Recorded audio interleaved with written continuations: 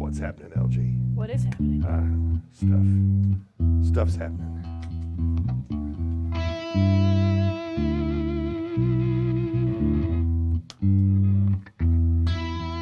Phoning this in from the moon.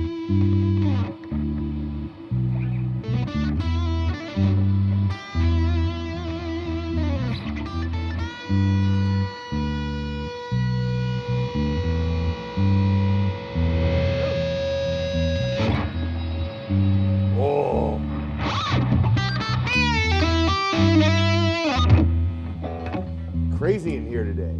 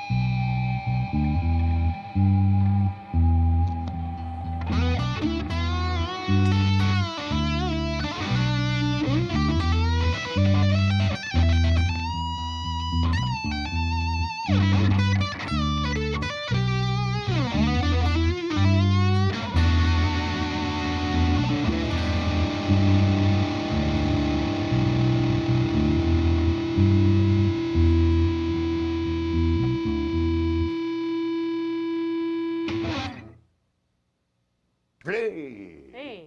Good morning, everyone, and welcome to the Reverend Guitar Circle at Ranch, where I still, and shall remain, Ken. How about you? You're not gonna change your name to Marvin, or Nah, I'm not gonna change my name to Marvin. Although with the Marvin the Martian, they should just call that the Marvin the Martian reverb. I think. They should.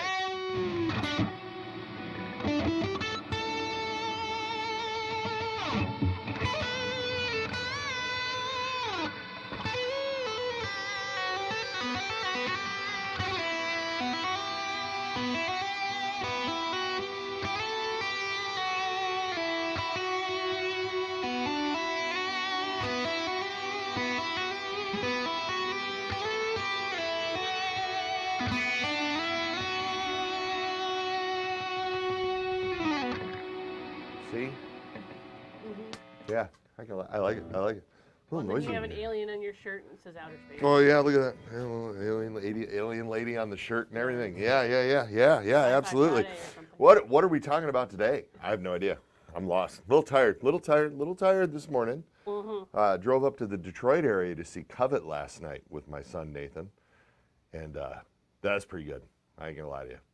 I was gonna sit down here today and play y'all a bunch of the Yvette Young licks that I copped after watching her last night, but I copped none because I'm not sure what's going on up there, but I know it's beyond my capabilities on the electric guitar. That's for darn sure. She's pretty damn good. Whoa, she's She pretty. can play a little. She's pretty damn good as an understatement. Yeah. So Covet's on tour, and even though I'm a team player. There's no reverends involved in that tour anywhere, but she is fantastic. And if you are a fan of the electric guitar, get out there and check her out. She is amazing. But we're excited around here today, of course, because we're starting this thing that I've kind of wanted to do for a while, and where we have like what I consider to be our flagship models, obviously outside of the signatures. And those would be the beautiful like flame top offerings that we have. The Charger RA, the King Bolt, the Roundhouse RA, and the Mercalli 5-string bass. And last year, we did them all in purple with flame maple. Right. And this year, we're doing them all in blue. Next year, who knows? Oh, next year, who knows? Could be, well, fuchsia's already purple, so fuchsia's a bad example. But I don't know. Chartreuse. Mm-hmm. Yes. Here they are. Here they are. They're all here, folks, and they're gorgeous. So this is the Reverend Blue Flame Maple. The Charger RA features a Railhammer Hyper Vintage pickup in the bridge and a Nuevo 90 pickup in the neck for that spanky P90 tone. Let's turn off the delay.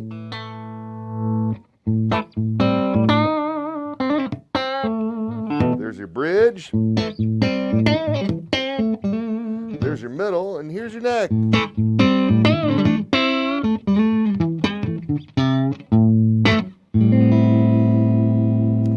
The Charger RA is the only one that features the hum cutter in the neck position because we got to be a little different. We got to play it up a little bit. We got to have a little bit of fun with it. Well, it's sort of a double agent. It is. Railhammer version. It is the Railhammer version of the double agent. Exactly. You know, I had somebody ask me online the other day, LG, if we were ever going to do a double agent with a Railhammer in the bridge, and I was like, yeah, check out the Charger. yes. Right. So this beautiful blue flame maple top is offset by the violin brown back, and then all of these, the fancy versions on the bolt-ons anyway, have the dark roasted chocolate maple neck. I think there's another brand that calls it chocolate. I think it amuses me. The dark roasted maple neck, and this is in fact a rosewood fingerboard. Reverend's large fret profile, the locking tuners, all the fancy appointments, of course, volume tone, and this is the bass contour up in the top on the Charger RA, and we can roll out the bass contour on the bridge and get a little spanky if we so desire, or fill that in.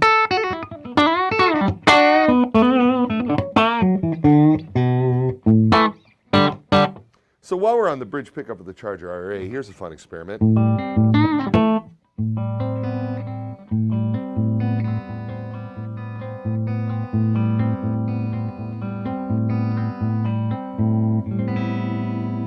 So that's all the pickups wide open, and with the guitar slightly out of tune for a chorusing effect. I thought that was funny. On purpose. I don't know if that was really, totally, yes. Yeah, I didn't really stretch the strings out very much on any of this stuff this morning, so. Well, they're not set up, are they? They're not. I'm not going to lie to you. Same.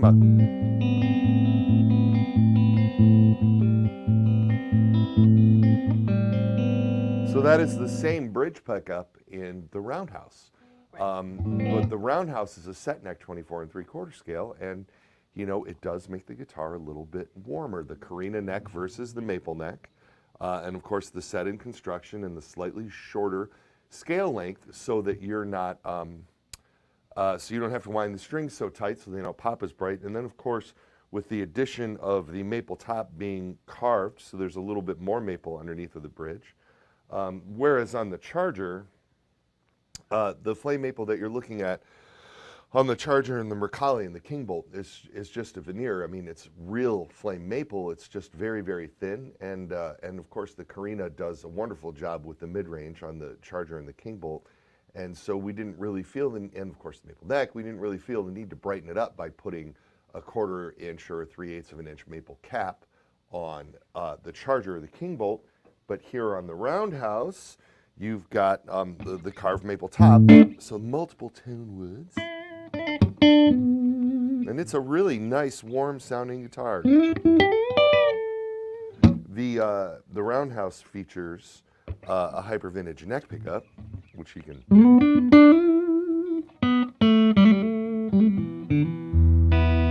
Nothing to be scared of for you jazzer folks who like comping on the neck pickup. If I could do that effectively, I'd be happy to do that for you, but it's not really my jam. But that hyper vintage, those blades do hold that low end tight, so even on your neck pickup isn't farting out anywhere, like you will notice on some very, very expensive guitars with carved maple tops.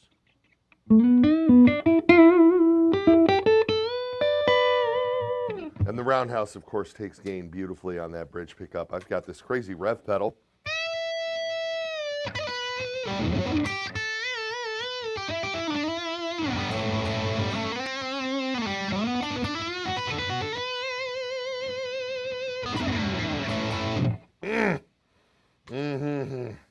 It's a rock and roll machine. So much going on over here, LG. Yeah. So much going on. You know, 4 in 1 day is mighty. It's a mighty task. Yeah. This is the King Bolt. The King Bolt, all the features of the Charger RA, just with the extended upper horn, and of course the Wilkinson trem. And What are the pickups? these are also hyper vintage.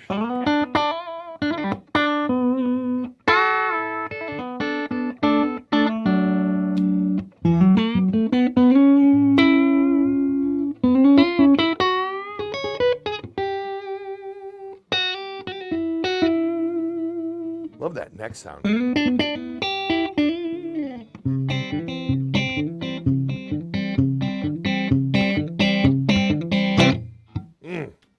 That was both pickups on. I'm getting lost. I'm sorry, I haven't played guitar in like 5 days. Can you imagine? I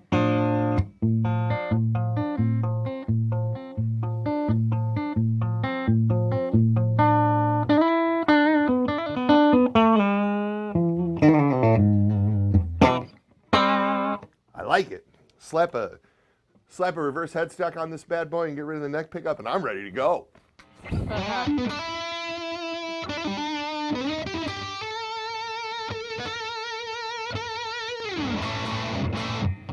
And last but not least, and I don't often feature them on this weekly program because I don't purport or pretend to be a bass player in any way, shape, or form.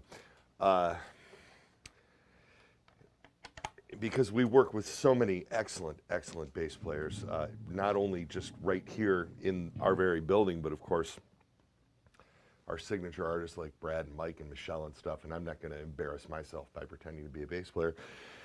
And quite frankly, I'm sitting here demoing this through a guitar amp, which is really kind of insulting, but I'm doing it anyway because that's the choice that we have.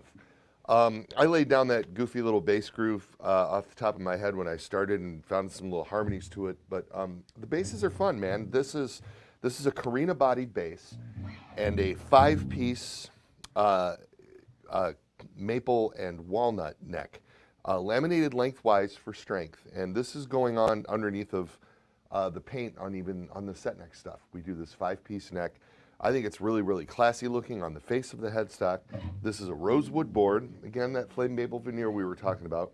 We call this a thick brick pickup in the bridge and a split brick pickup in the neck. And we put because there's such a wide variety of tones that you can get out of this, we put a blend control on here instead of a 3-way switch. So when you're all the way over on the split brick, you get a really cool, fat, sort of traditional P sound.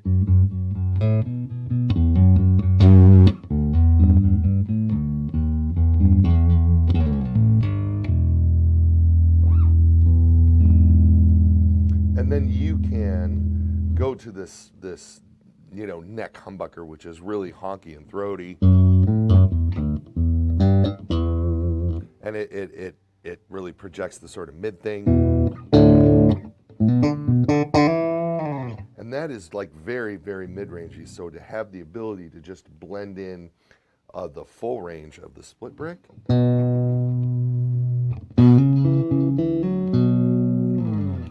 One of the things that's really fun about having the blend control on the basses is because the pickups are wired series like normal pickups are. When you get in the middle and both are wide open, you get this little compression dip.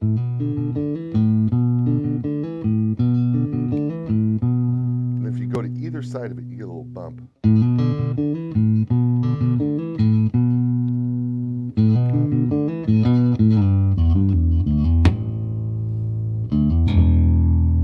Right, wait for it.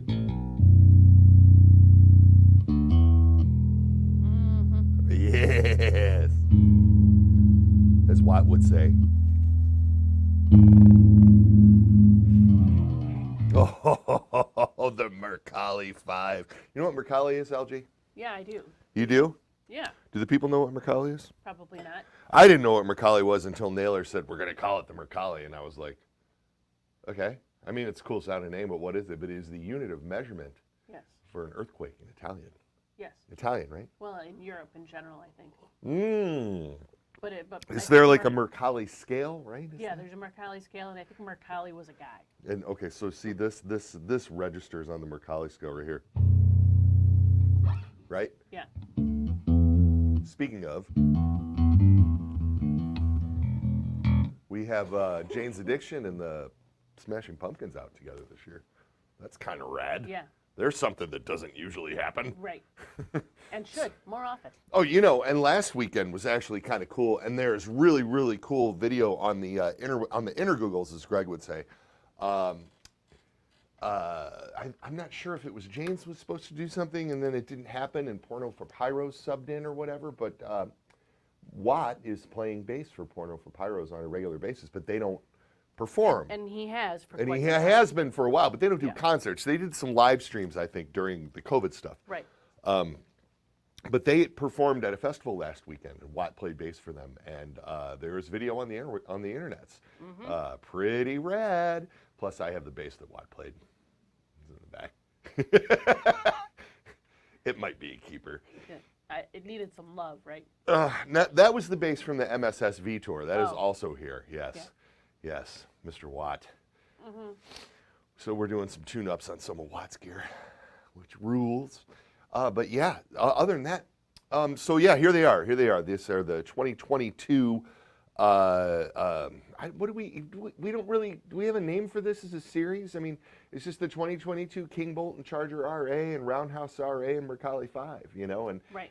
Next year our intention is to just Flame Maple series? yeah, flame maples. I don't know, but our intention is to change the colors on these every year. And we started with purple, and so if you're interested in one of these models in purple, scour the interwebs. Right. Because I know they're still out there. It hasn't been that long since we were shipping them. We just got these bad boys in. Right. So, as Mary, I don't think we've shipped any of these to dealers yet.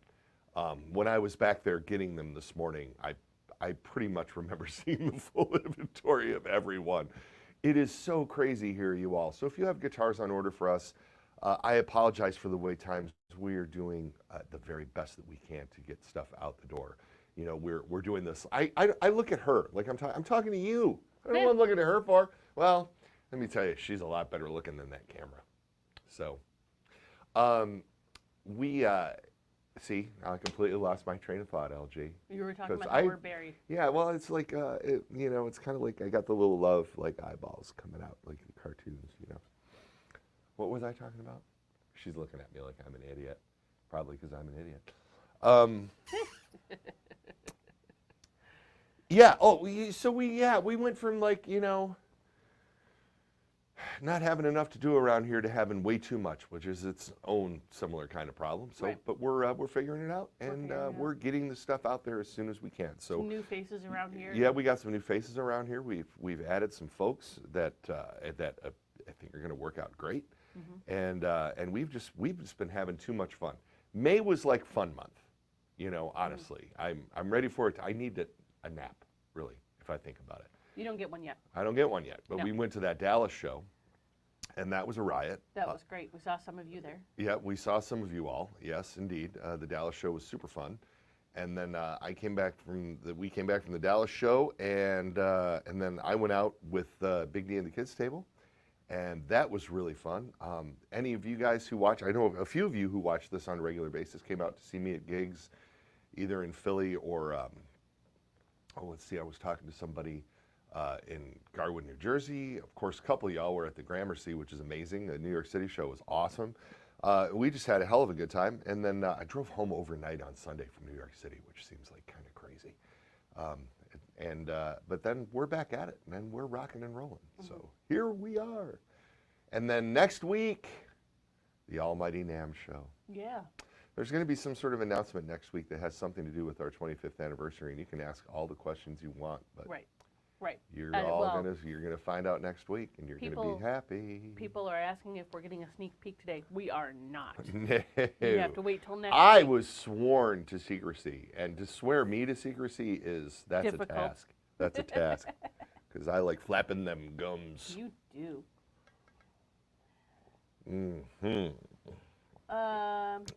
Yes, LG. Yes, I will take a few questions. Okay. Most definitely. Most definitely.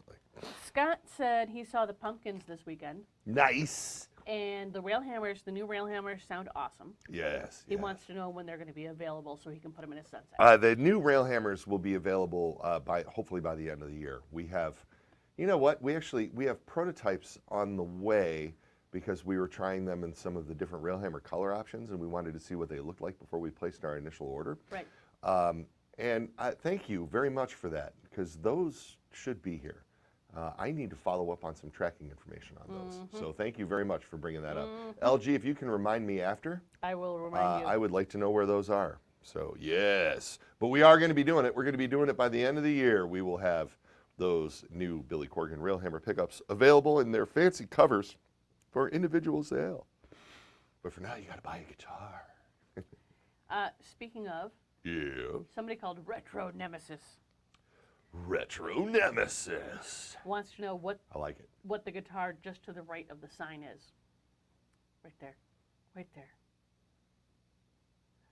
Straight ahead of me. That one. That is the Billy Corgan Z1. That is of which we speak. There she is. What a beauty. Oh yeah, midnight black and metallic silver frieze with the new Railhammer Billy Corgan Z1 pickups. It is the Reverend Billy Corgan Z1 guitar. It's a crusher. Definitely a keeper. Yep. Look at those two. Yep. And you might think that we've reached the epitome of our creative output, but no, there's more to come. There's so many more. We have, the ideas, they're flowing. Right. Naylor's on fire. He is. Once again, everybody, Joe Naylor. Joe Naylor, everyone, on fire. Joe and Greg sat down last week when the Traders rolled through town, and Greg rolled through town, and we had a show. We played at the Village Idiot Mummy. We had a riot to all of you local Toledo and southeastern Michigan people who were there. Thanks for coming. It was a blast. But Joe and Greg spent the day here. I don't know if those videos available. They talked for a long time. They talked for a very, very long time. So I know that Jeff is working diligently to make that interview and conversation between Joe and Greg something that you all can see. I just thought it would be fun because I've spent a lot of time, obviously, talking to Greg over the years. And I thought it would be kind of fun to have Joe and Greg actually talk about things from the designer point of view and the things that Greg talked to Joe about making his guitars sort of happen and develop. And all of that should be available on the YouTubeage, the Reverend YouTubeage, very, very shortly. And also seeds were planted for something else, if you can believe that. Oh my gosh.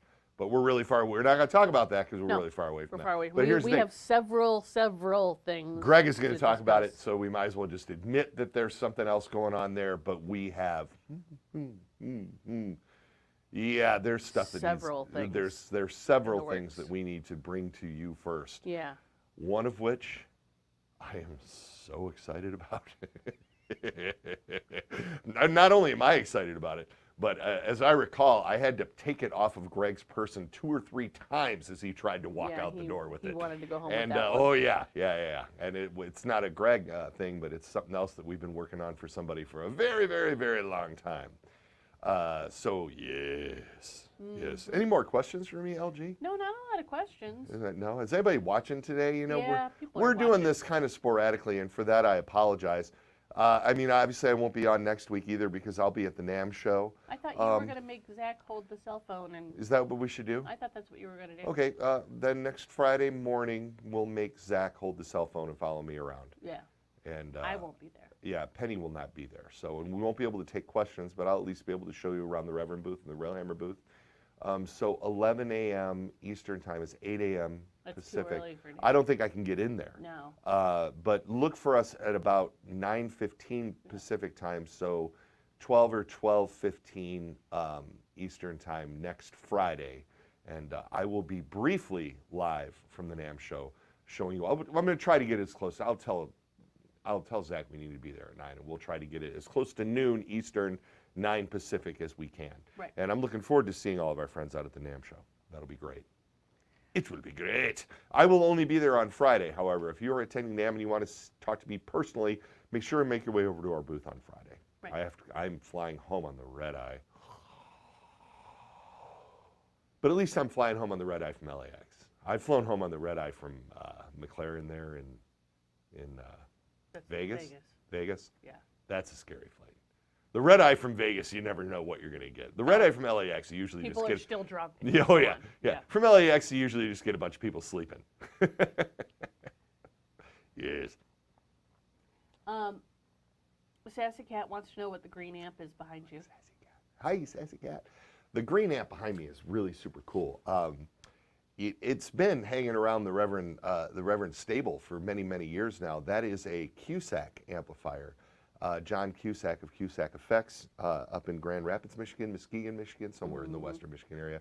John is a very, very good friend of the company. And when Joe got out of the amp business, a few years later, he sold the trademarks, I guess, The is how plans, that's, right? the plans, Yeah. the whatever it is, schematics. To the Goblin, King Snake, and Hellhound amplifiers to John, who made them for a little while out there in western Michigan. And that green amp behind me is a Goblin 515 head and 410 cabinet, a beautifully hand-wired version of Naylor's Goblin amplifier done by John Cusack. And it is really super cool. It's incredible sounding. It makes it to the stage. Occasionally, Zach Ward takes it out when he's playing electric guitar at a gig, and he asks me if he can borrow it. I think it's his kind of go-to. A lot of control over the volume because you can, the 5-watt thing, you can really overdrive that amp very, very nicely, and it sounds good. And a little trade secret, those amps sound awesome with a Fender Rhodes, just crushing. Penny played at Fender Rhodes through a Hellhound for years on the lower wattage setting of the Hellhound with a little bit of gain. It sounded so cool. And I think that 410 cabinet also speaks to that frequency range also very, very well. So it's a really, really cool amp. And Joe really makes all of the amplifiers that Joe had a hand in designing have a very, very a really present sort of mid-range. And it's really what sets the Naylor Super Drive and Super Club amps and the Hellhound and Goblin and King Snake amps apart from their contemporaries, is that there's just a really cool mid-range presence that really cuts through a mix but never seems particularly harsh. It's very cool. You asked. And now you know. And Sassy wants to hear it, but it's not wired up. I doubt it's plugged in. It is not. I know for a fact it's not. Somebody in this room took our bass amps on tour with him. Oh. No, actually, the Friedman was over there, and I actually sold the Friedman. Oh, we had to put something. No, I thought the bass amps were there. Anyway, we had to put something in that spot for said Greg and Joe video. Yes. And so I just grabbed that. Yeah. No, it's cool. It's eye-catching. It is eye-catching, but it's not plugged in. It's really green. Lars wants to know where NAMM is this year. Hi, Lars. NAMM is in Anaheim, California in June, which is very unusual. Historically, at least for the last 25 years or so, winter NAMM has been in Anaheim in January, and summer NAMM has been in Nashville in July. Right. And give or take a couple weeks. The summer ones bounced around a little bit. There were some in Austin in the early 2000s in Indy before it settled back into Nashville at the new convention center. During the COVIDity, of course, in 2020, there was no Summer NAMM. In 2021, there was no Winter NAMM in January, but they did have a summer show in Nashville that was moderately attended. And then this year, I don't know what happened this year, but this year they just decided to have one show, have it in Anaheim, and have it in June when it's hot. So we're going to go out there and see what that's all about. Next year, from what I understand, the 2023 NAMM show is going to be in Anaheim in April, and then the 2024 will be back in January, where we all like it because it's fun to get through the Christmas holiday season and come back to work and pack up for the NAMM show and get out of the Midwest in the third week of January for a week. So. Frank says it won't be that hot. Okay, thanks, Frank. I hope you're right. I mean, whatever. I'm going to be inside a convention center all day anyway, so it's not, that's just the way it works, right? Right. Yeah. I don't think, does it get like hot in, I thought it was like 75 No, it's to been 80 getting degrees pretty hot all the time.